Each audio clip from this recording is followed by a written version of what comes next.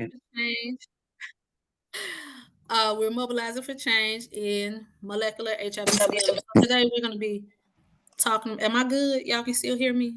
Some stuff just happened. All right. Yes. We're going to talk about mobilizing around MHS locally. So we have. You can go ahead and change. I'm going to be your moderator for the day.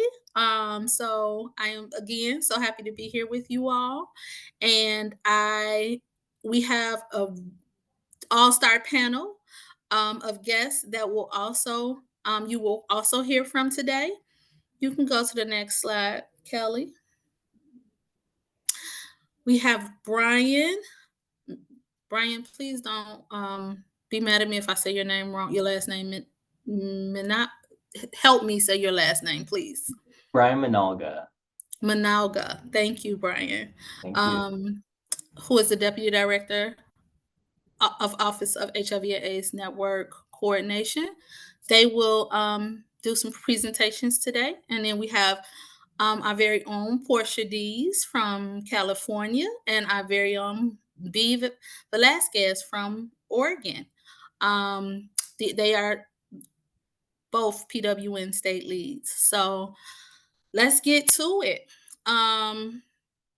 Next slide, Kelly. So our agenda for today is, of course, welcome and introduction of our panelists. We're going to ground in our core concepts. So we'll talk a little bit about understanding MHS and advocacy, just as a reminder of all the things that we've learned if you've been on the webinar series. Creating and delivering, talk a little bit about creating and delivering your message when you're talking about MHS, some strategic advocacy planning, and mobilizing community and tracking impact. We'll also have a discussion with Q&A. So get those questions ready because we really want to have and make this a discussion. And then we'll have some closing reflections. Next slide. So by the time we're finished today, we are hoping you'll have a deeper understanding of MHS and its implications for the privacy rights and well-being of our communities, because that's why we want to advocate in our communities around this.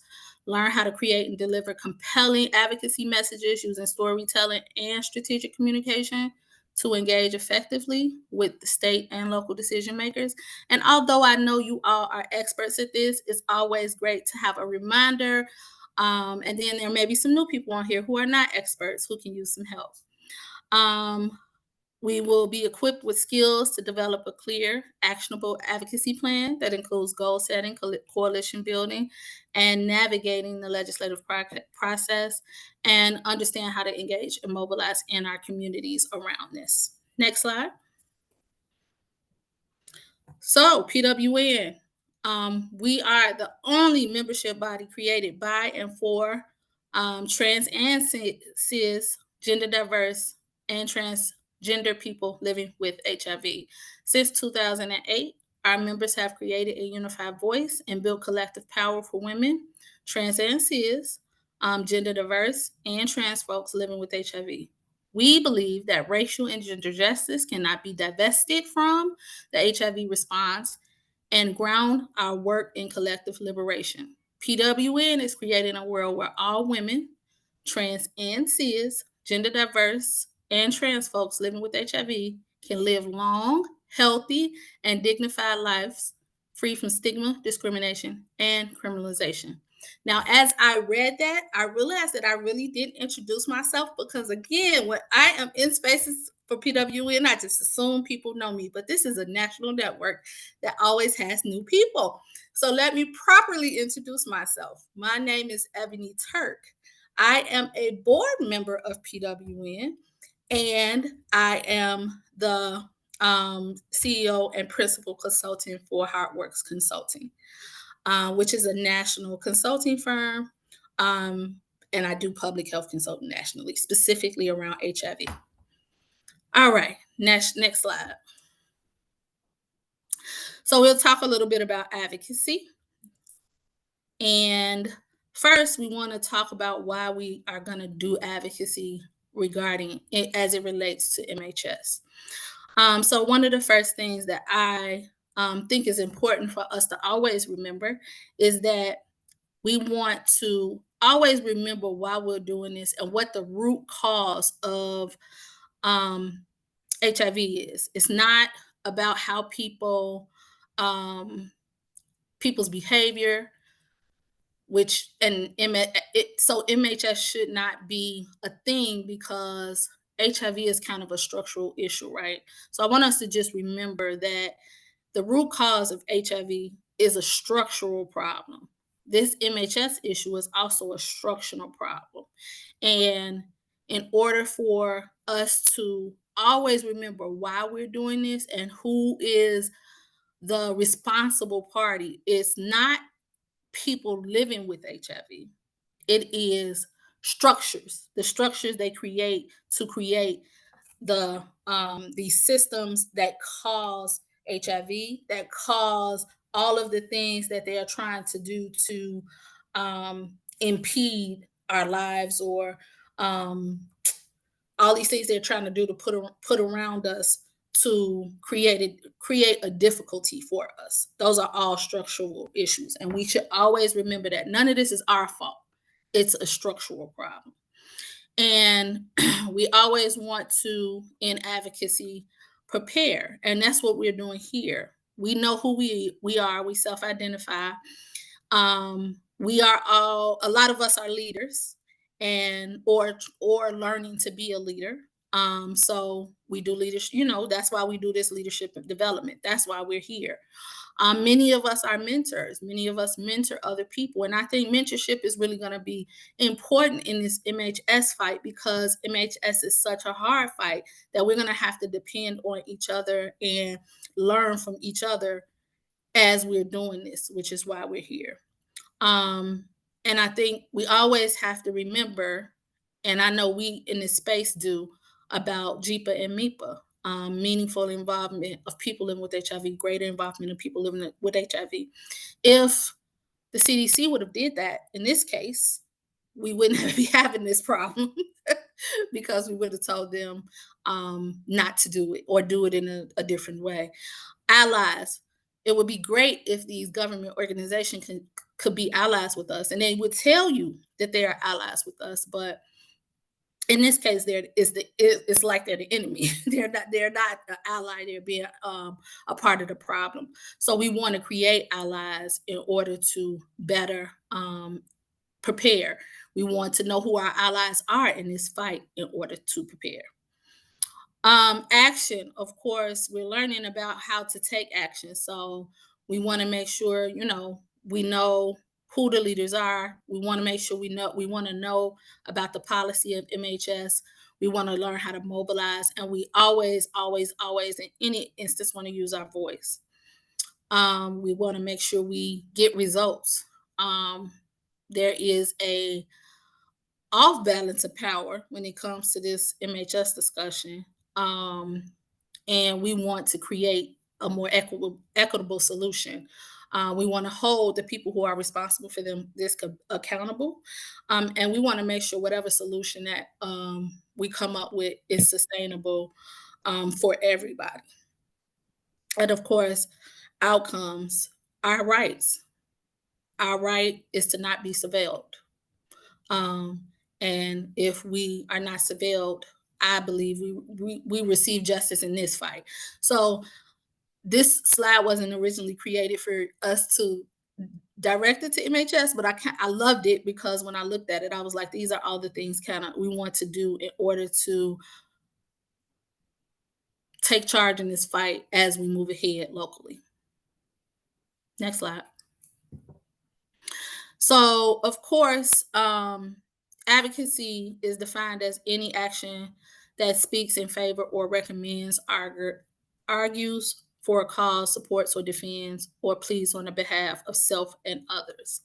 Um, our advocacy in this case is we want to always know the facts about molecular HIV surveillance, the importance of raising community concerns about MHS, and what the role of the advocate is. Next slide. So you all seen this if you were here for the presentation that HIV Log and Policy did, what grounds our advocacy. And this is just a reminder. MIPA, public health can't work without people's trust, and trust must be earned from those who we are attempting to work with to change this. Informed consent and bodily autonomy aren't just a best practice for public health, they are fundamental human rights. And we just got to talking about this. Our consent and bodily autonomy are fundamental human rights. And the policing and criminalization have no place in public health. I love this because it doesn't. It actually does the opposite. It hurts public health. So we should not be policing and criminalizing within public health. Next slide.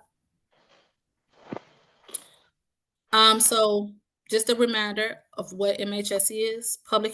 The public health use of individual genetic data to identify the sexual and social networks of people who are diagnosed with HIV.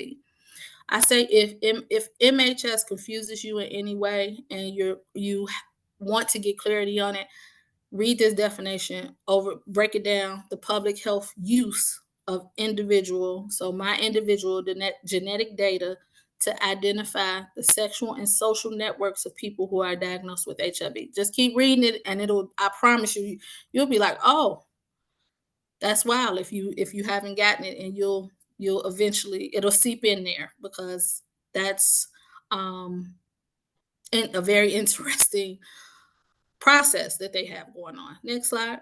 Yes, it infuriates me too, Barb. I'm not gonna go over this whole slide, but what is molecular HIV surveillance? HIV drug resistance test is ordered from your doctor, clinic, wherever you go. Then that genetic data is reported to the state, local health departments, and the CDC, and they can analyze that genetic data for similarities, strain mapping, to see if people are in similar sexual networks. And this is done without people living with HIV's knowledge or consent, which is really important. We do not consent to these things. They do not tell us that they're doing it. They just do it. Next slide. So what's the impact on communities? Next. So pretty much we want to be able to consent to this if it's going to happen. Policing and criminalization of people living with HIV. They're violating our health data protections. It's a HIV racial justice issue, and they are not prioritizing people living with HIV. So it impacts community, and especially communities of color who are already over criminalized and over policed. This is just another way for them to do this, and they definitely should not be doing this at all. Next slide. So, as I was just saying, the concerns, lack of informed consent, this definitely intensifies stigma. A MSM case in Kenya and drug use. There was a MSM case in Kenya and a drug user in the USA story that someone told in the previous. I don't know the story, so I'm gonna leave that alone. But criminalization is a concern, of course. We just talked about that. Engagement with people living with HIV, which they are not doing. They don't want to hear us talking about it, which is important as we continue to advocate against this. They don't want to hear us talking about it, so they're going to shut us down at every turn they get. But we have to be persistent. We have to be strategic. We have to be.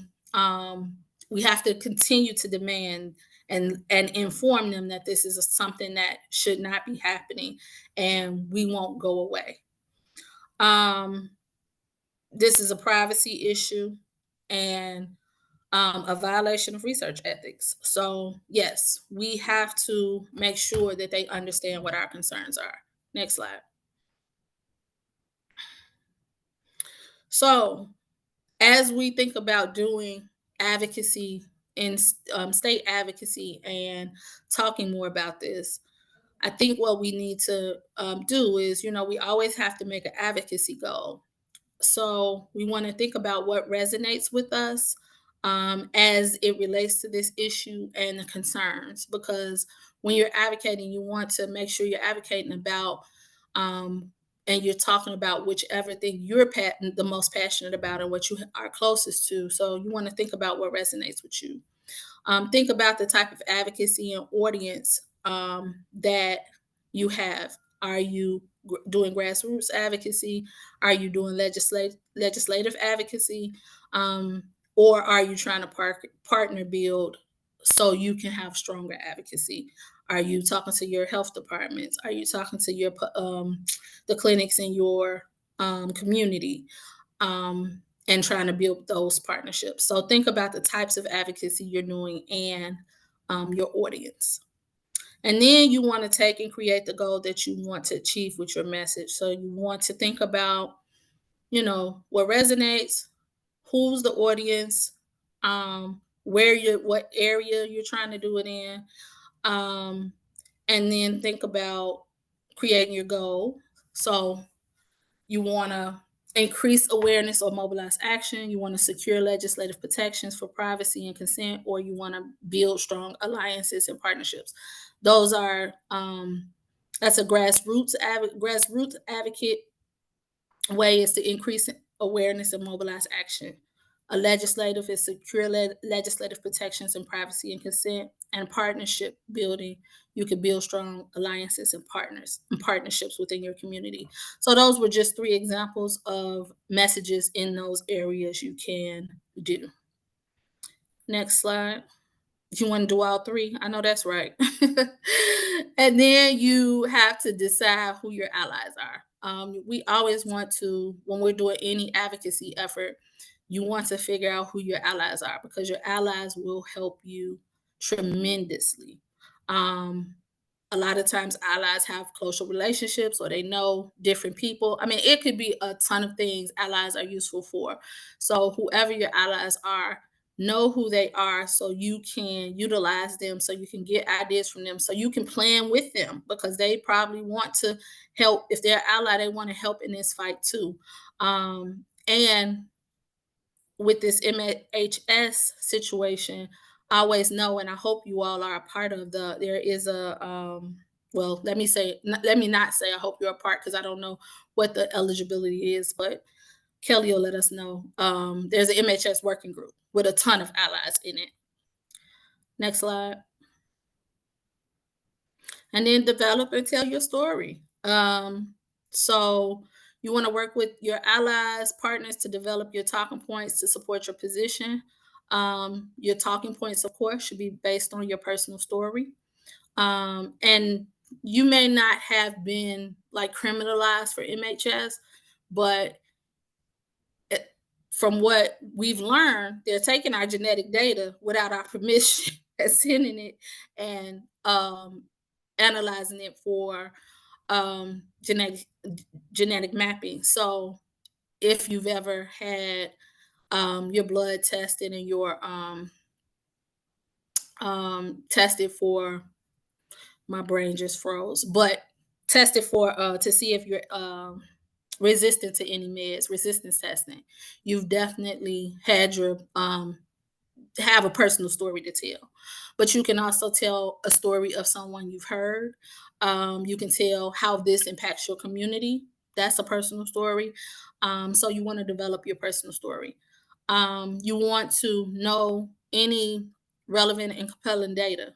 This doesn't mean you have to be a data expert and know all the data about MHS, but you can find something that resonates with you, some small piece of data that resonates with you, and you can talk about that. And then real life impact on the local and community and state. Talk about the impact that it will have on your community.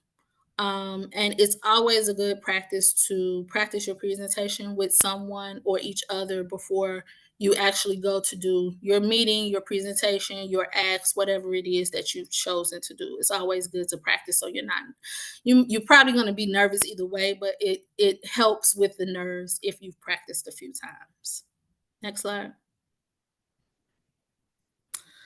All right. I think I'm gonna stop here and let Brian go. And then once Brian is done, we'll have a discussion. All right, let me just get my screen up here. And here we go. MHS advocacy, a very demure approach. I couldn't help myself with this title. If you know, you know. You've been going around and seeing what's going on TikTok, social media. You've been seeing very demure, very mindful, very cutesy. And this is being used ironically. Sometimes you got the queens with the hair, out to here and the big cat eye and everything, and saying this is very demure. Of course, yes, we know demure dictionary definition means shy, means reserved. But I like to kind of be in between. We got a little of both. And my point here in really using this title, it's not just for the comedic effect, but to kind of just repeat what Ebony just told us about. There's lots of different approaches to advocacy. And Ebony just covered a lot of these, direct action, policy advocacy, and so on and so forth. And what I really want to say is all of these approaches are valuable and needed. I think sometimes we see the direct action approach to advocacy. We see the protests, we see the loud voices who, are really quick with words. And sometimes we think that's an advocate and we don't see ourselves in that. And what my point is that's okay. You can still be an advocate in many different ways. Everyone is a policymaker. Everyone can be an advocate in their own way. And so that's just my point here. And even if your approach is very demure, very mindful, very cutesy, this is another approach to advocacy. So don't be shy to get in there. A little bit about me. My name is Brian Minalga. I am here in Seattle. We're starting north here, and we're going to work our way down the West Coast. We've got Oregon and California coming up in our speakers on our panel today. But when I was putting this talk together, I was reflecting and realized that this is my 10th year of MHS advocacy, which really surprised me to put down in writing and to think about that this is something we've been working on for this long. Um, for me, back in 2014, this started from HIV criminalization work. I was in Detroit at the time working on the People Living with HIV Stigma Index. I was in school, and this was the first research project I worked on. It was really, just such a intersection of me coming forth and working in Detroit at my organization through my internship and meeting Laurel Sprague, who many of you probably know, and getting to know the stigma index. So this was around the time as well that Michael Johnson was facing HIV criminalization, and his story was very much popularized, and it was really the seed for me that got me into this work of HIV decriminalization work, of advocacy work, and ultimately molecular HIV surveillance work, because I just saw what was happening to Michael Johnson through his HIV criminalization case and said, this is not right. And I don't necessarily know how I'm going to, but I need to do something about it. And that was the seed that leads me really where I am today. It all started kind of with my school work and being in Detroit, working on the stigma index and learning about Michael Johnson's case. So fast forward to 2016 is when I moved here to Seattle. I work at the Office of HIV/AIDS Network Coordination, where I am now as the deputy director. And what we do here is we focus on HIV clinical trials. So we run research trials and support a lot of diversity, equity, and inclusion elements to make sure that people who are in HIV research really reflect the people with the greatest need, and that HIV interventions for prevention, for treatment, for cure-related research, for vaccine research, that these are equitable approaches and accessible to people who need them. So that's what I do here in Seattle. And what I've got listed here, 2018 is when I met a lot of you at PWN. Y'all are my favorite people to work with, my favorite advocates. I always learn a lot from you. And this was at the HINAC conference, HIV is Not a Crime, in Indianapolis. I did this presentation called Using Research to Win the HIV is Not a Crime movement. We did that with Robert Suttle and Alex McClelland. It was the three of us. The first time I had met the two of them, and we had a great time. We're still good friends. I just saw Alex in Germany last month. So you'll kind of see a theme starting to build here. You know, I'm building off of this work of HIV criminalization. I'm doing clinical trials, but then I'm kind of putting these pieces together. Um, you know, my work here in clinical trials at first didn't naturally seem like it would be something where HIV criminalization would fit. But I started to look at like the HPTN 052 study or the Opposites Attract study, the partner study. These are the clinical trials where there were partners, one living with HIV, one not living with HIV. And they did this research that actually used phylogenetic analysis, basically the same technology used in molecular HIV surveillance that built the U equals U movement. We have U equals U because the technology for molecular HIV surveillance was used in the context of clinical trials. Very different environment, however, than what we have with MHS. In the research context, you have informed consent. You have people who know how their data are going to be used. And what you ultimately had was something that became very useful to people living with HIV, this U equals U movement that has become very destigmatizing, very empowering. Whereas in the MHS space, there's no consent, and people living with HIV are like, you know, how does this benefit? What's the benefit back to our community that you're taking our data for? So just, you know, moving forward, I got involved in state advocacy to change our HIV criminal law here in Washington State. We did pass our law in 2020 to modernize our HIV statute. Basically, they dropped it down from a felony to a misdemeanor charge, and they removed the requirement for sex offender registry. So that was our 2020 win here in the state legislature.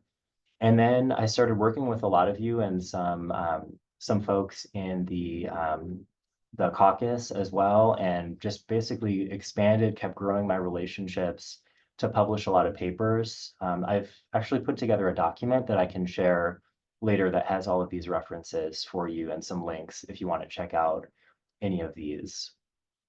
So I just kind of wanted to show you my pathway and how I got to where I am now. When we get to discussion, you can ask me about any of these publications. You know, I'm involved in kind of a CDC NASDAQ collaboration. I'm now on a study team as well, looking at some of these things. So feel free to ask me about any of these when we get to discussion. But I'm going to pull out two just to kind of further illustrate my advocacy work that's gone into some of this. So I'm going to start with this one. I'll speak a little bit more about this one and a little shorter about the second one. I think this is a really interesting example of something that just kind of I stumbled upon. I went to a session here in Seattle. Some researchers were presenting this study, and the study was called the Phylogenetic Modeling Study of HIV Transmission. Lots of big words there.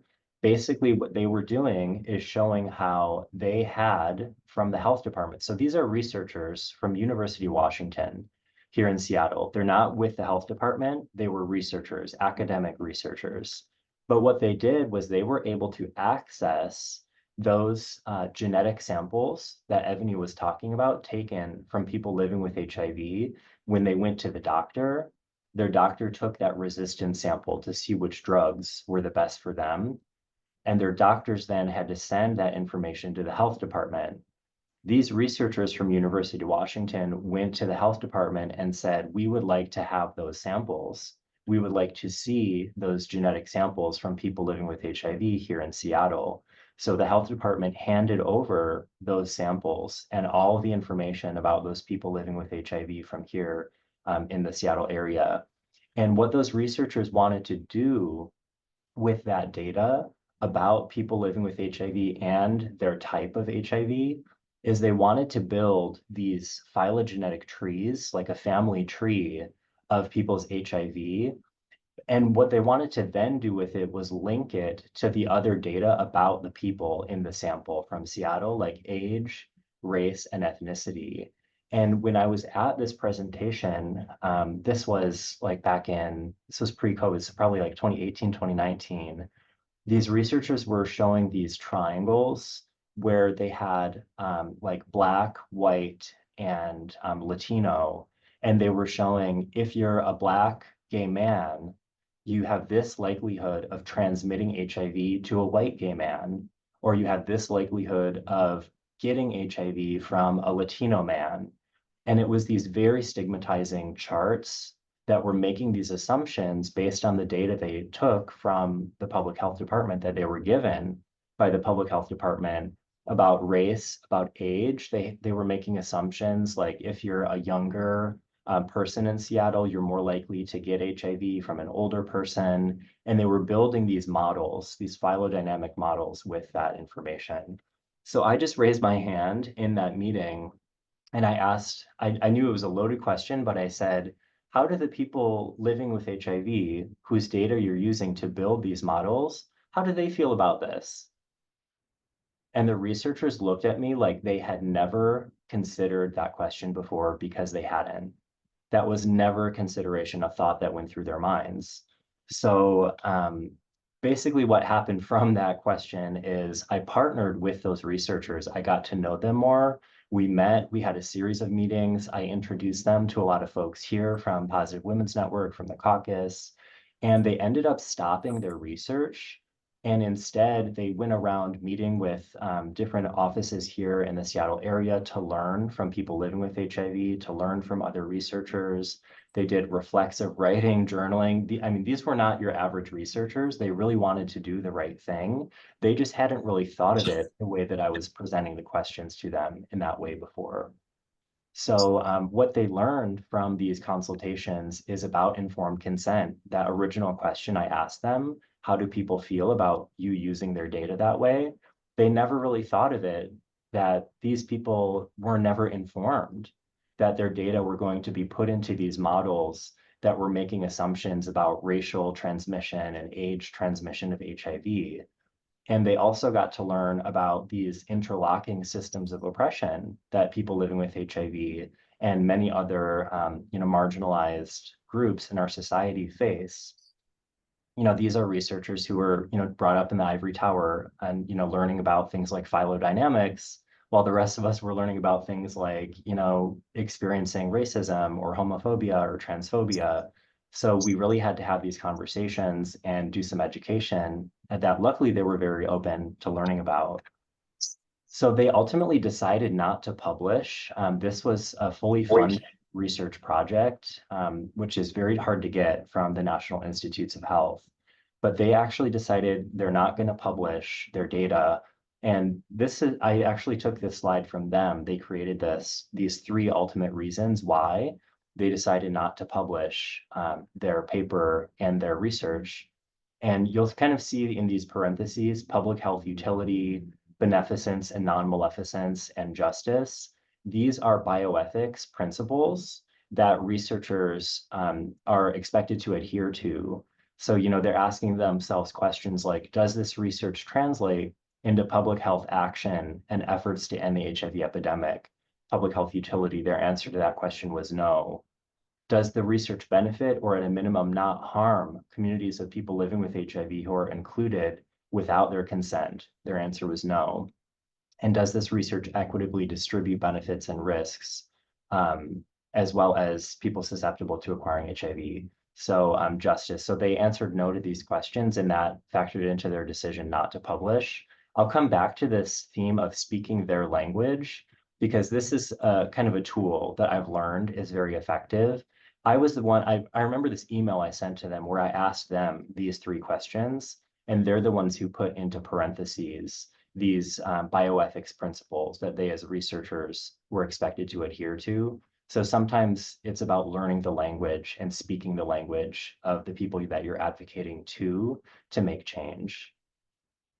And just to finish the story, they actually ended up partnering with us, with community groups, and we wrote a separate paper about what we learned through this partnership and this process.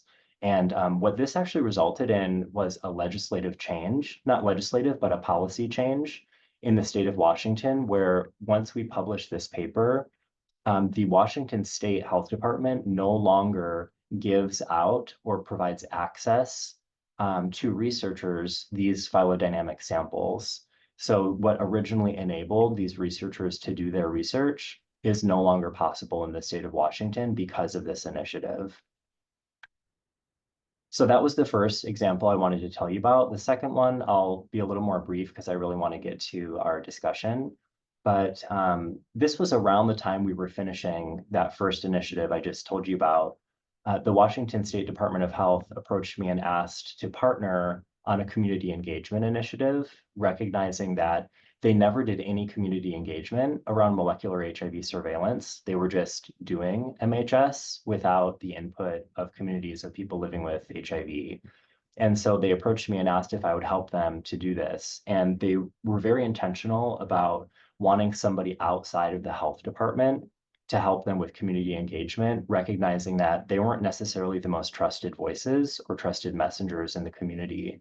So it was intentional that they approached me as someone who is not part of the health department to help them work on this community engagement. So I went around the state in partnership with 3 health department staff, and we did community education about what is molecular HIV surveillance. The health department did that first part of how they're conducting MHS in the state of Washington. And then they left the Zoom. This was in the height of COVID. And so this was all virtual, but they would leave the Zoom and it was just me left with the community members. And we would have kind of a real conversation about the benefits, the risks, the advocacy components around MHS. And from this came this report. I have a link if you want to see the full report as well. It's a pretty robust report. I think it's like 40, 50 pages. But ultimately, I delivered this report to the health department, and they got to hear quotes like this one from one of the participants in this community engagement activity. This participant said, "I can speak specifically about being a Black woman. Tuskegee is still something that traumatizes us. And what happened in Tuskegee? They didn't tell the people in that study what was really going on. With molecular analysis, they're not telling us what's going on. It's scary. People are still traumatized about something that happened decades ago. And why? Because it's still happening today. They're still not telling us what they're doing with our data and our medical information." So the health department got to hear quotes like this that came out of that community engagement initiative and incorporated into their outbreak and response plan for the state of Washington. So just another example of forming a partnership and attempting to make meaningful change in our state and locally. So just kind of in conclusion, here's some themes in my advocacy work. I'm really grounded by purpose and passion in a lot of this work. I think that helps guide my path. And, it makes it a little bit second nature if I'm always thinking, this is something about justice, going back to what I said about Michael Johnson, that really planted the seed that continues to grow in new directions. Relationships is another major theme in my advocacy work. And sometimes it's kind of relationships with folks you wouldn't think are natural allies, like these researchers who were doing kind of problematic research, ended up publishing a paper, together with them. So sometimes it's kind of thinking about relationships in new ways and, maybe bringing people into the fold that aren't necessarily natural allies that you might not always consider. And then establishing and cultivating shared mission. This is something I think about a lot with the health department. Health department staff, they have a mission also to improve health and wellness and the livelihood of people living with and affected by HIV. And so do we as community members and advocates. So sometimes it's finding the crossover of where one organization or one group's mission overlaps with yours and finding that common ground to move forward. So those are just some themes in my advocacy work. I listed here some pressure points because I know this is something we wanted to talk about today. I think I've kind of covered some of this ground in my previous remarks, and I want to get to our other speakers and our discussion. So I'll just conclude here by reminding everybody that everybody is a policymaker. We can all advocate in our own ways. Our approaches are different, and that's okay. In fact, we have to have different approaches to advocacy in order for meaningful change to be made. And finally, relationships are truly the basis for all change. So I thank you so much, and here's my email, and I'm going to stop sharing now so we can continue the conversation. Thanks so much. Thank you so much, Brian. All right, so we have some questions for um, Brandy, Portia, and Brian. And we are going to first let's welcome Portia and B to the conversation. Thank you, ladies, for joining us and being willing to have this conversation with us. I'm going to start our questions off with B. I know you've been doing some advocacy in the state of Oregon, um, and they have not been very receptive to it. What do you believe are the main barriers preventing your advocacy efforts from gaining traction? Hello, everyone, and thank you for joining us today. First of all, yes, I've been doing a lot of advocacy here on MHS, and I think there's first of all support in my local state and city. So I'm not receiving a lot of support on the state level or even in the county level. Every conversation I have about MHS, there's just a really lot of pushback around it. Rather it be I think there's a gap in the communication in the system within the networking systems, right? So linking policy and our healthcare together, I think that our healthcare system doesn't see that policy it links to healthcare, and it absolutely does.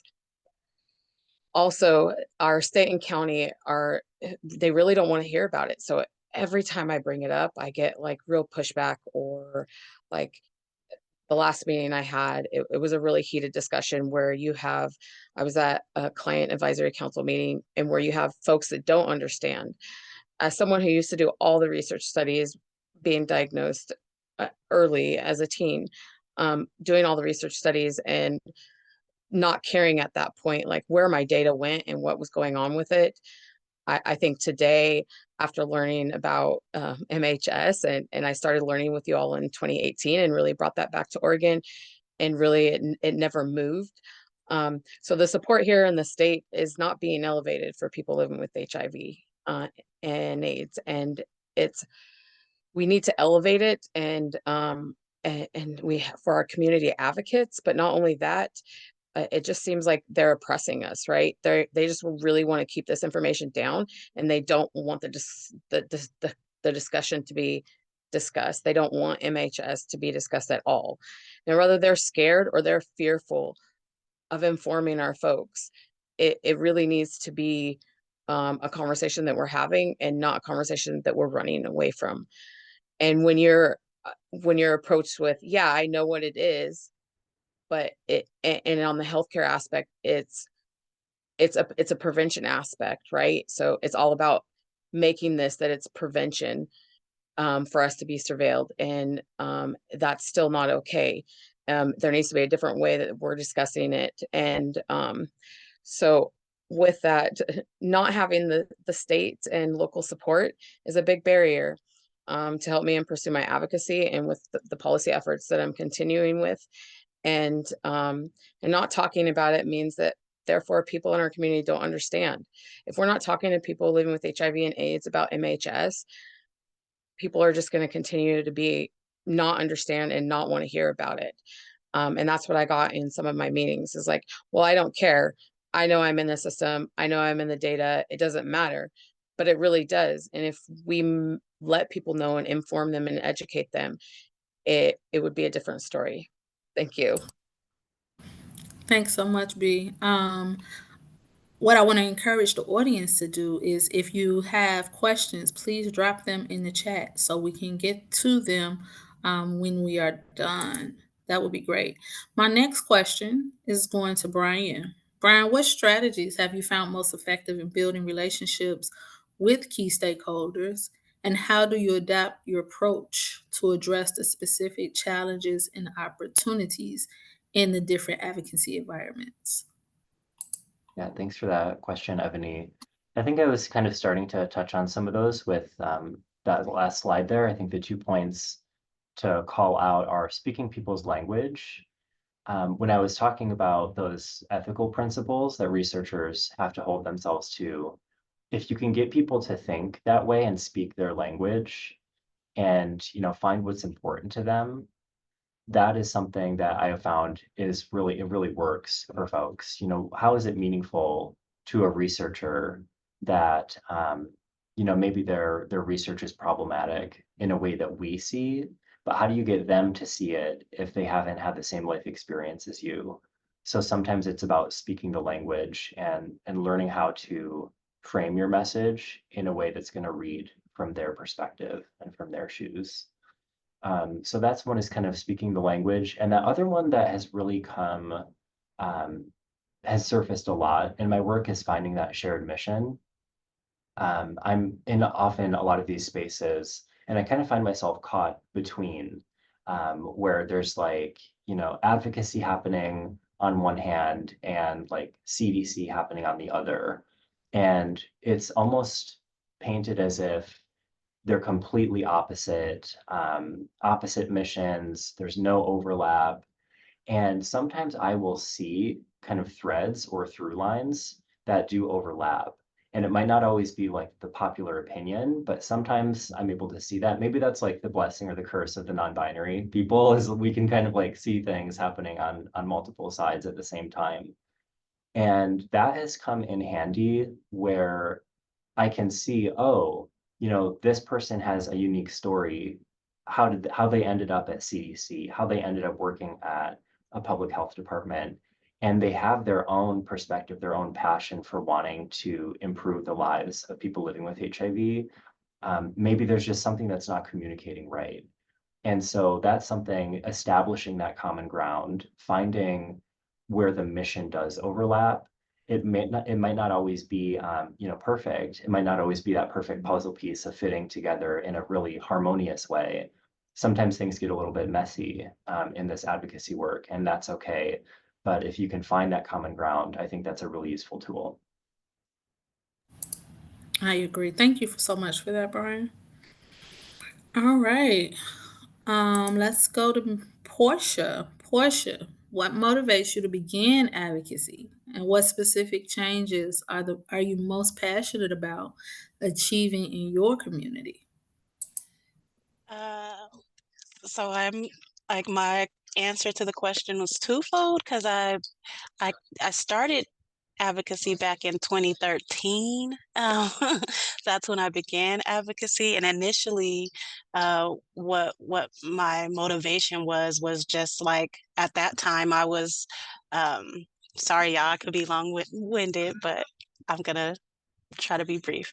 But I was recovering from what I'm now able. I have the language to now be able to articulate from what we call isolation suicide. Um, so I had before that been, you know, keeping, how can I explain it? I had been like not talking to anyone about my status or not talking about my HIV status for all the years before that.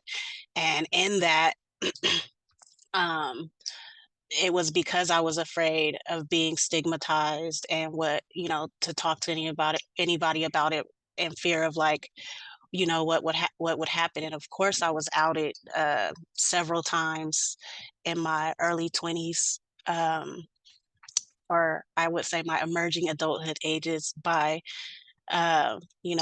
family, by my exes, people I used to date, by so-called friends.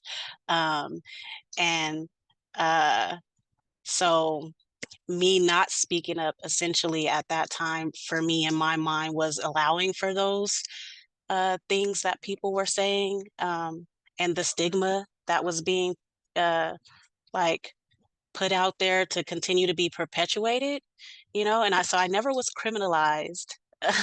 But I definitely was like threatened to be criminalized a lot when I was younger, or a few times. And just living in that fear of um, like uh, people reporting me, or people, how can I explain it? Um, just out, I was being outed in my early 20s. And so that was a real fear for me. So that was my initial motivation to speak up. And it was just pretty much to like kind of tell my story how I wanted it to be told, and to kind of put some respect on my experience and my mother's experience. And but as I oh, and also to get connected to other people who was living with HIV and who could relate to what I was going through. And so as I got connected through the work, um, through like support groups, through a lot of these committees and boards and things that I sit on, I also found my experience was very unique, and my experience is even more isolated, like even within an already isolated community of people living with HIV. And so now my main motivation is to kind of highlight, how could I say it, or increase awareness about the impact of HIV on people living with it since birth or early childhood. Because I feel um, like we're like even unicorns within the HIV community at large. And so yeah, how can I yeah, so that's my main motivation now, is to kind of like center our needs, the needs of lifetime survivors, in policy, advocacy, research, treatment and care, and overall quality of life, and to kind of like make sure we're included in the decision making. I wrote this part in the decision making, delivery, and evaluation of, the federal HIV policy and research agenda. Um, so yeah, that's I know, and as it relates to MHS, I feel like the relationships within my net, like being able to educate folks within my network or patients in the work that I do at my job, about what's happening, with our like the harm that we can be put in, you know, with our information, um, with how can I explain it? Uh, I guess with how MHS poses a threat to our human rights, our privacy, our personal data, our health information, how it can be used against us to criminalize us. I didn't know that. Like I'm, so, and I don't think a lot of people within my network or the patients here at the clinic that I work at, or even like Brian explained, the providers, I don't think they even know like fully what's happening with our data. And how it can place us at harm. Thank you so much, Portia. That's inspiring because you are using your voice now to take control of um, your narrative and your advocacy. So that's beautiful. Thank you so much for sharing. I have more questions for the whole panel, but I want to get some questions from the chat first. And I see a statement. Oh, I see Kelly answered that, but I want to actually talk about this a little bit really quick because it's really true. It says Deidre says some of us have more pressing issues than MHS, i.e., access to healthcare, housing, treatments. And I just want to say that that is so true and so real. All of us are out here kind of dealing with whatever fight we are fighting at the time because we are all always fighting something, unfortunately. But that is why we have a network of advocates. We have allies and things like that. So the people who are not dealing with those issues can support us in taking this message forward while we are um, advocating for the issues that's most closest to us. Um, that's why it's good to engage. That's why it's good to tap into networks of people, so we can all support and help each other. We definitely don't expect anybody to We don't want anybody to uplift one thing when they're dealing with another and need to advocate about that thing. You should definitely advocate about what's closest and most impactful for you. And um, we, share this goal to make human rights better for all of us. And that's why we are here to help each other. So thank you for uplifting that, Deidre, because yes, there are some other issues. We all have our own fights in our own states, even because some states are way different than others.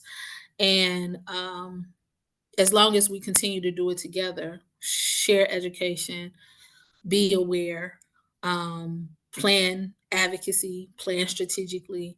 Eventually, our hope is to get there to where we're not always having to fight. But this is America. I don't know the world. I feel like the world, we're always going to have something to fight. I think I seen another question here. For Brian.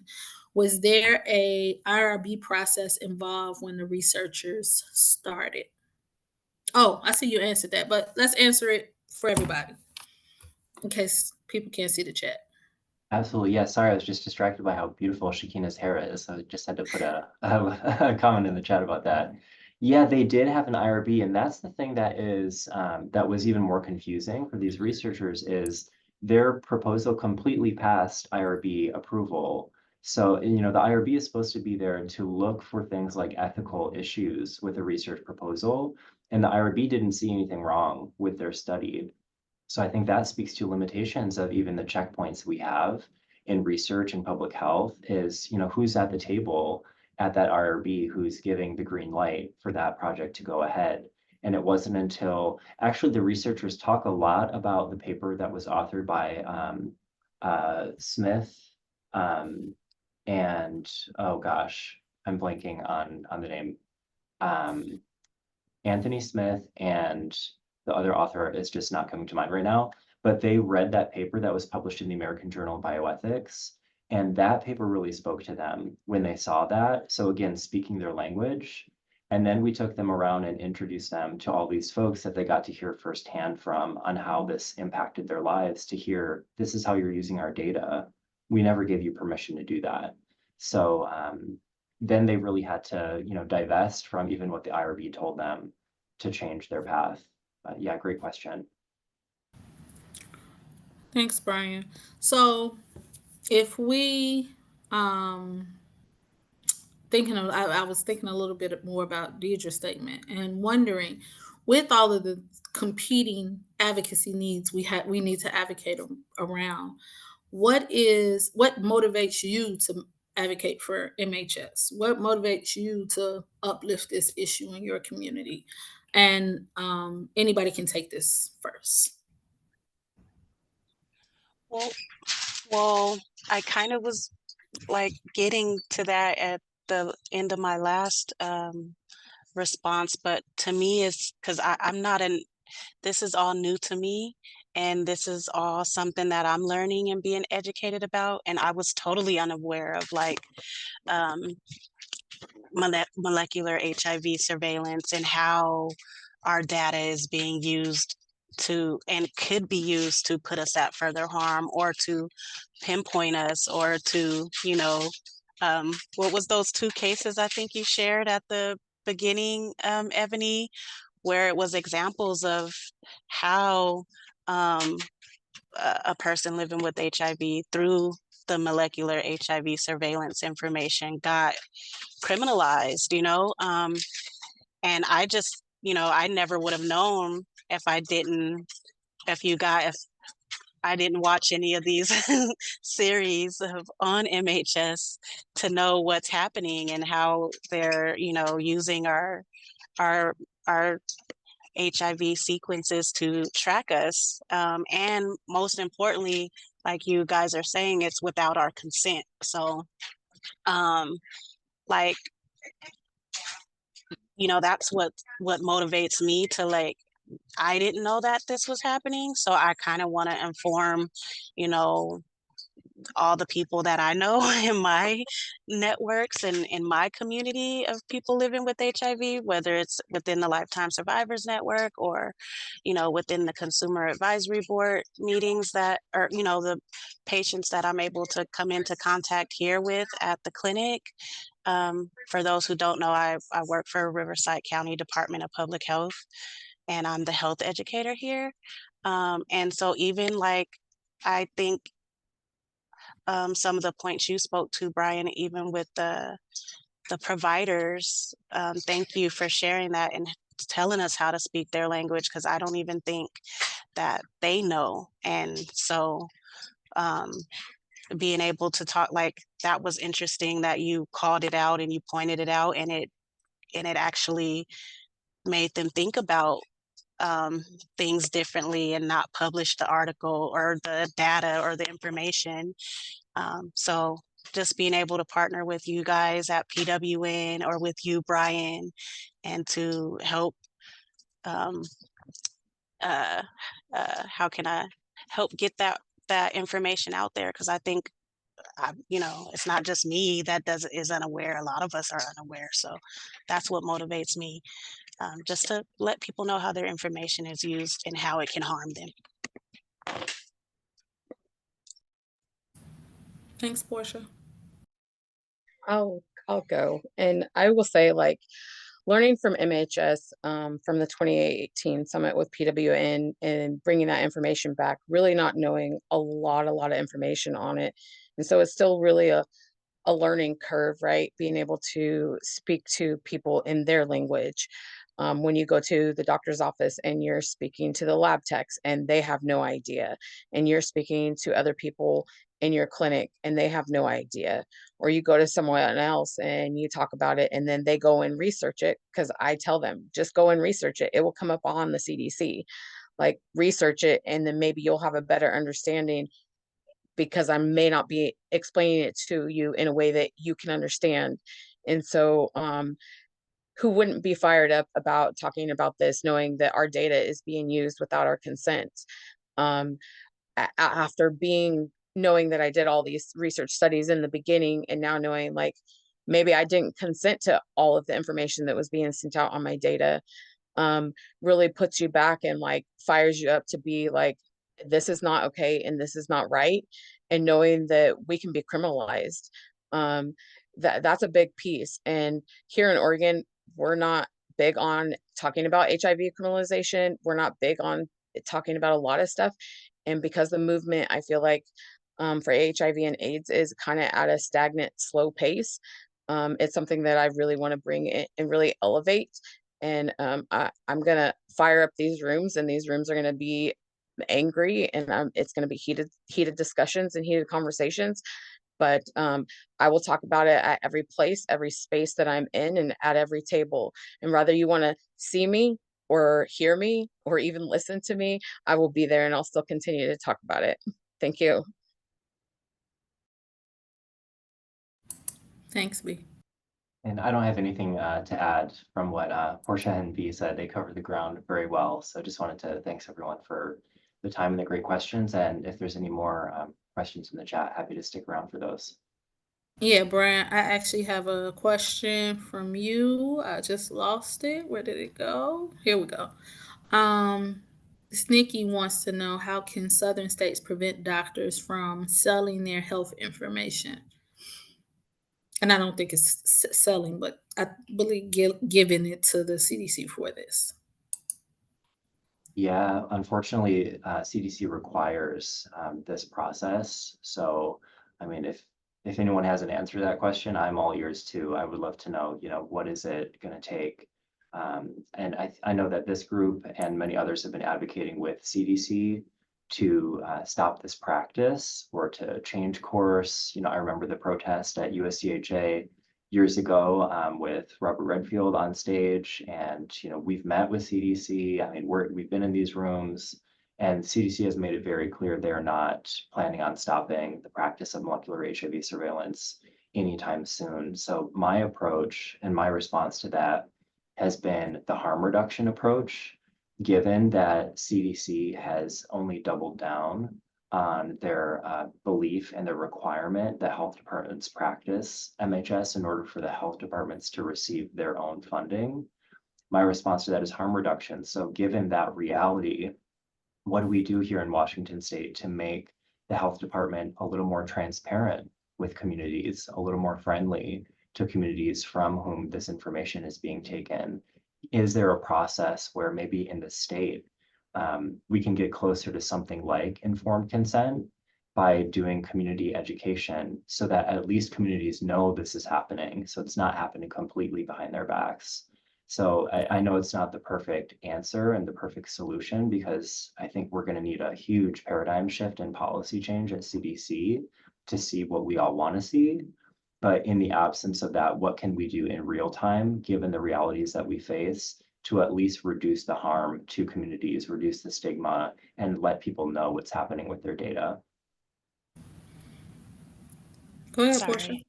I I just kind of wanted to add to, because I know, like, I kind of touched on it, but I was like trying to roll over it because it kind of brings up a lot of tension even when I talk about it. But I know I still have um, like anxiety, or like I still am traumatized from some of the things I experienced in my early 20s from being outed and possible threats of criminalization and stuff like that. So I still have a hard time navigating dating and relationships still to this day. And I know a lot of folks within my community, people living with HIV, do, like, they feel isolated in that sense, or it's hard to, you know, date and all of that. And a lot of us don't know that this is happening with our information, and that, you know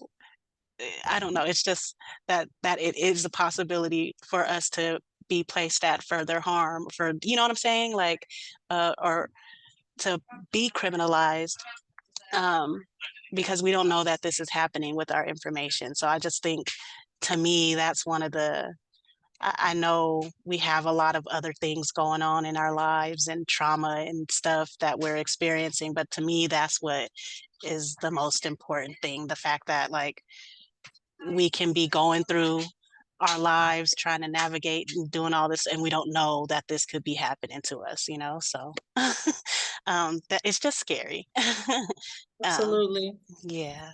Thank you. I see two questions in the chat and I see two hands. I'm going to go to the questions in the chat first and then I'll come to the hands if that's okay.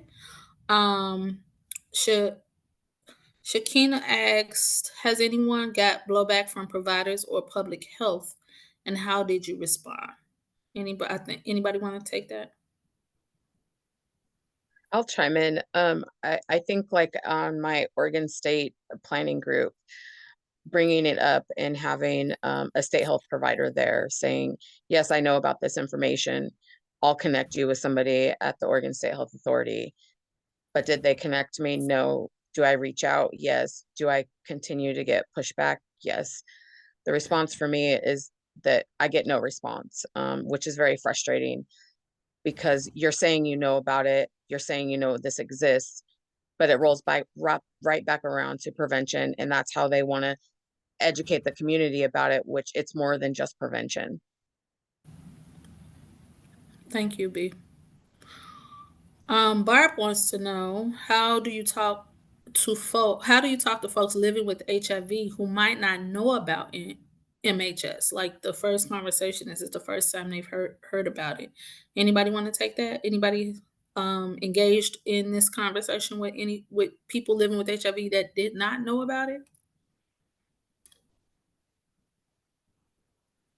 I I can try. I so I have had very few conversations about it. Like I said, I'm still learning and getting into, like, learning how to talk about it. But what I how I would say is it's a new form of surveillance that was introduced in 2013, and it's the public health. Public health is using our individual HIV drug resistance data to map um, the sexual and social networks of people living with HIV.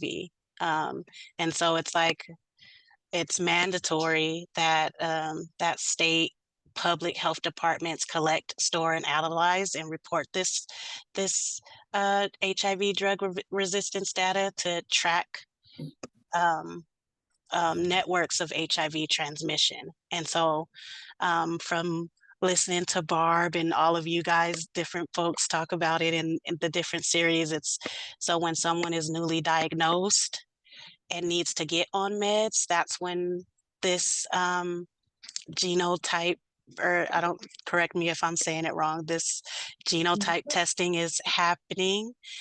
Or if someone messes, like it becomes resistance to their medication because they're, playing around with their meds or not taking their meds how they are supposed to, then they have to do another genotype, they have to get a resistance test, get resistance testing. So that's when this testing is happening.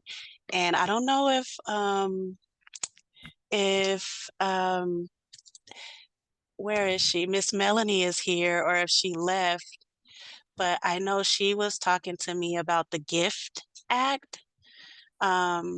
And I feel like that is a way that that's something that I can also take back to my community of people living with HIV since birth or early childhood, to kind of talk about how this surveillance is happening too. I don't know too much about that, so I'm gonna stop. Like, I'm not gonna go into detail about that, but I know surveillance is happening within that too. But yeah, that's how I would explain it. I don't know if I did a good job, but That was great. Thank you okay. so much, Portia. That was great. And Kelly also dropped some tips in the chat if anybody wants to snag those. So yeah, that was great. Thank you so much. I'm gonna go to Steven. Steven, you want to come off mute and ask your question?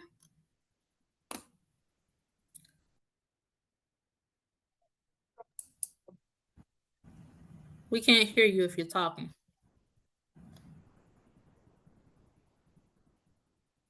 I can see you, but I can't hear you. I'm happy to see you, but I still can't hear you. All right, while Steven's trying to figure out his sound, let me see if there's anything else in the chat. There are a lot of resources in the chat, so please, please, please check, if you can, check the chat out. Kelly can possibly send this to everybody who's registered, the resources out to everybody who's registered on the webinar so you can get it. I think And this is. we hear you. We hear you now.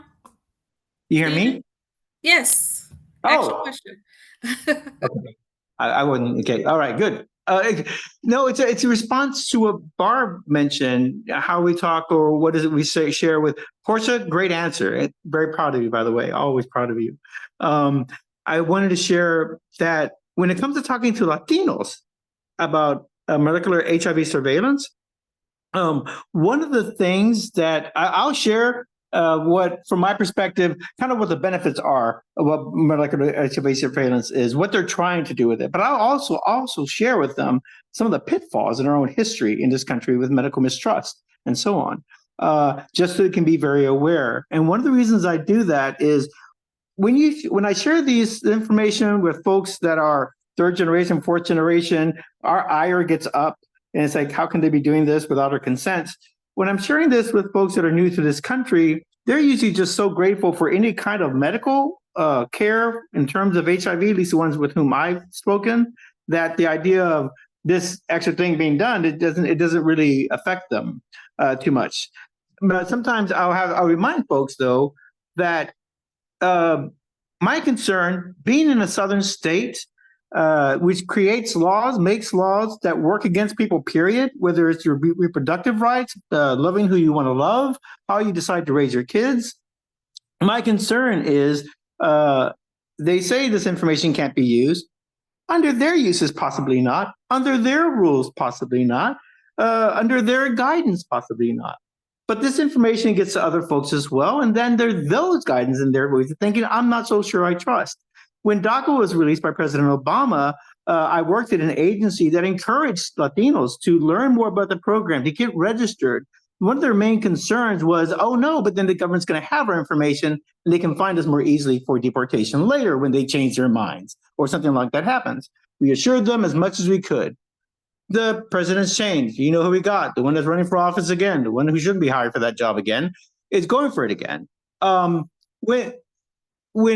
he took office the first time, some of the first folks they went after were the names they gathered from the DACA rolls. So for me, that's just an example of government that no matter how much they try to protect our information, or even under their good and guidance, that there's always something that doesn't mean that the next government will not try to misuse it. That doesn't mean that someone else in some other state government may not try to misuse it. And that's what I mean when I tell the CDC sometimes that we're putting the cart before the horse when it comes to this, or HIV surveillance or cluster detection, whatever they want to call it, because we do not have a scenario, a landscape where people are treated justly. And until we really have that, people can use this information in very unjust ways. And so that's one of the main reasons why I say that, great plan. I like what it could possibly do for us, but this is not the environment for making this a real thing. It puts too many people's lives in some kind of scrutiny in ways that, may make them not even want to pursue care or access care. So that's my main reason why I'm against MHS. It's more of a human rights issue. It's a consent issue. And as much as they say we can trust, sometimes we know we just can't. We have the evidence in our own history. That's it. Thank you, Stephen. I love it. Thank you so much. Kelly, you keep putting your hand up and down. Come on, what you got to say? I know I do. I keep putting my hand up and down because I'm like, oh, I should add something, but then Portia adds it. And I'm like, oh, I want to add this, but then Steven adds it. Like, yeah. I was just going to say that, like, one of the things, so there was an earlier question about like, well, what can we actually do to stop this information from my HIV genetic data from being shared with the CDC? And Brian really well articulated why that has been so hard, right? I heard it from B multiple times, is that there is an assumption from the CDC that the public health use of this data, the prevention aspects of this data, outweighs the rights and privacy concerns of people living with HIV. And that is like enraging. It makes me bubble with rage. And then I heard from Portia and I heard from Stephen about how this is connected to HIV criminalization. So one of the things you can do on the state level is to create protections that say, hey, I know that this information is being shared, but this is only for the purposes of public health. I do not want this information to go to police, to immigration officials. I don't want it weaponized against me in any way. And there are a couple of states that have done this well, a couple of territories like Washington, D.C. has pretty good privacy legislation that says, like, you are collecting this information, we're required to share it, but it cannot be shared in any way that can harm me, civil, criminal, immigration proceedings. And so that's one of the things that you can do to try to create more of a firewall, the harm reduction that we heard from Brian, to make sure that if this information, it's not going to stop that underlying assumption that the prevention benefits outweigh the rights of people living with HIV, but it can interrupt that harm that we heard about, the risk that this would be used against you in ways that could harm you through criminal legal proceedings. Thank you, Kelly. That's a great point. And I wanted to add to that earlier too. I'm glad you brought it back up. Is that we've won some of these fights, not necessarily with MHS, but HIV decriminalization. We've won a lot of these fights. So the way to stop it, even in southern states, although it may be harder and we're still fighting, is to educate, to keep awareness out there, to tell them about these harm reduction methods, to change legislation to protect our data from these criminal entities. Give them options, because people don't always, before someone said charging me because I live with HIV is wrong. we didn't have laws that protected us in any state from um, being charged because we were living with HIV and we may have had sex with someone. So, like the HIV criminalization laws, those we've had many states reform those laws. We've had many states eliminate those laws completely. We've had many, change in whatever way they can. And before somebody decided to do that, before somebody advocated for that, it didn't happen. So right now, the advocacy that we are doing, the awareness that we're bringing across our states about this issue and giving them options to change it is how we change it, is how we make it different. We may not win the first time, we may not win the 10th time, but you may win the 11th time. So the advocacy has to continue, the consistency has to be there, the education and awareness has to happen, which is why I am excited about us having this series of webinars, having this webinar about how do we advocate within our state, and brings me to my last and final question, which I want everybody to participate in, but I'm going to have the panelists or a few of the panelists talk a little bit about, but I want people to drop your answers in the chat if you can. And the question is, Brian and I talked about different forms of advocacy we can do depending on what our strengths are, what connections we have in community, what our interests are. What is your favorite form of advocacy and why? And although it may not be on MHS advocacy, but what is your favorite form of advocacy when you advocate? And everybody advocates, whether you've advocated for an issue or for a self issue or a child or a parent, everybody advocates in some kind of way. So, what is your favorite form of advocating and why? Panelists, if one of you all want to take this, please, and everybody else, please drop your favorite form of advocacy in the chat. We would love to see it. Who's gonna go first? Well, I will say always. I think like being on the ground, being able to talk to your legislators in your offices. A lot of advocacy that I don't do anymore is doing outreach and just being on the ground and doing the footwork, and really being out there and engaging with others and finding women, and finding people that don't know about or who are positive and need resources.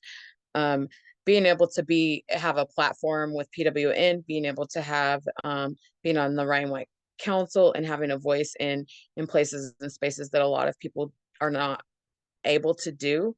For me, it's always there's so many ways to be able to advocate, and I think the footwork on the ground is the best way, and in person. Thank you. I definitely would say grassroots too, like being on the ground. I started off, um, doing outreach, participating in community events, uh, giving being a health educator, educating the community about HIV, and just sharing my story. I don't know how. I mean, I hate sharing my story because it's like I'm reliving my trauma every time I do it, and I just don't like the feeling. But I feel like that's something that I've been called to do, and I keep being called to do it. And every time I do it, it changes, people's perspectives, one person or multiple people at a time. And so I'm gonna keep doing it, even if and keep doing it scared.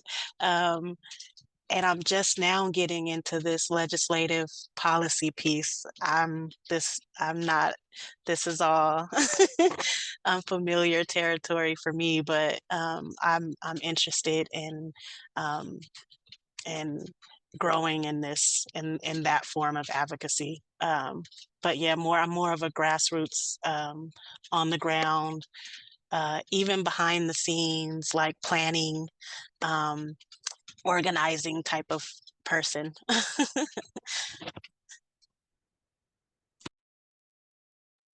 Thank you. Brian, it Well, looks like you're about to go. yeah. I mean, we know that my favorite form is anything very cutesy, very mindful, very Yes. demure. So as long as it fits in these categories, that's where I'm at. But I do actually I love the policy advocacy approach. I play to my strengths, as I think we all do and we all should. And writing is a strength of mine, researching is a strength of mine, synthesizing information into something that I can see written down, set in stone as a policy or as a publication that people are reading and you can see the evaluation metrics on the change. I love that kind of thing where you can really see the impact of it. But yeah, if it's as long as it's cutesy, we love that. I'm with you with that, Brett. I'm very cutesy, but I don't know if I'm very demure. How you? Demure. I don't demure. Yeah, I'm not. I love it. I love it. Okay. B, did you go? Do you want? You don't have to if you don't want to, but I just wanted to give space. I B did go went. She did. first. You want me to go again? Oh, you did. I'm sorry. Forgive me. It's I'm okay. trying to look at this Um, chat and listen. So, okay. Well, I'll go with. I see a lot of people's can in you the hear me? chat Thank you so much for dropping that. So, um, I my favorite form of advocacy is um just individual meetings, but I'll say my favorite form of advocacy is strategic advocacy. I'll tell you about one of my quick strategic ways that I helped to get comprehensive sex ed passed in Illinois. One of my legislators that I was talking to kept dodging me in legislative session. Like he would take another elevator if I was there. He would run past me and say he didn't have time. Like he just did not want to talk to me. So somebody told me where his mother went to church, and his mother was an educator. So I strategically, and it was a ally that said, he didn't tell me what to do. He just said, his mom goes to church, yada yada yada yada. I said, oh, and she's an Mm. educator. I said, oh, is she? Oh, does she? And I went to her church and I sat next to her and I praised the Lord and I struck up a conversation and I said, I live in your son's district. She said, you do? And we start talking. And I said, I've been trying to meet with him for so long, but he keeps dodging me. I said, and all I'm trying to do is get the kids in the schools educated about sex ed the right way. And she said, that is really a commendable idea. And I believe it will work. And I promise y'all, that man showed up at my door the next day. I didn't have to go to him. He showed up at my door. So it was strategic, right? I had no idea that was going to work. I had no idea that was going to happen. And I've never stalked anybody's parent before. So that was kind of cool. But sometimes you have to be strategic. Sometimes you have to, depend on those allies and listen to the things that you need. And it can be all the change. So thank you all so much for joining us today. This discussion has been great for me. I hope you've enjoyed it. We look forward to doing and planning local advocacy with whomever is interested. Kelly, are they able to join like working groups or things like that if people want to? Yes. So here's what I will say. A couple of things. First off, we have an open letter to the CDC for a moratorium, asking for a pause on MHS until community demands are met. And so I'm dropping that into the what's it called, chat. If you want to go ahead and sign on to that letter, we use this listserv to send out information about MHS when it comes out. We also have an MHS work group where folks get together and talk about strategies that we can use together or separately to use different pressure points, right? We heard that MHS happens, there's a lot of different targets that we have for MHS, right? What Evanie just talked about was the secondary target. She talked to his mom, who then talked to him and made sure that she was listened to. And so we figure out who we have access to and how we can pressure that target to do better on thinking about and criticizing the ways that surveillance, control, and policing of people living with HIV is really undermining the human rights of people living with HIV. So if you want to learn more about that, I'm going to ask you to just email me personally, and I'm going to put my email into the chat. And I will follow up with an email to anyone who registered so that you can email me there as well. The other thing that I wanted to note is that the Center for HIV Law and Policy, in collaboration with the U.S. People Living with HIV Caucus and PWN, created a How to Talk About MHS guide. I literally go back to this guide and like pull quotes from it when I'm talking to people, because sometimes I get nervous and it makes me feel better to have something to rely on. And so I encourage you, look at it. It talks about ways that folks commonly push back. Folks often say like, oh, HIV criminalization isn't a real threat. Stephen just said why it is earlier in his comment. Look at that document if you want some talking points. And I'll follow up with all of these in an email as well. And I just wanted to give a real huge shout out to all of our presenters, Brian, Portia, B, thank you so much. And a huge shout out to Ebony Turk, who put this entire series together. So thank you. Thank And I'll you, pass it back to you. guys. You are welcome. Thank you. Thank you. Thanks you, everyone. Have a great evening. Bye. Thank you, everyone. Bye. Join us. Good work, Amy.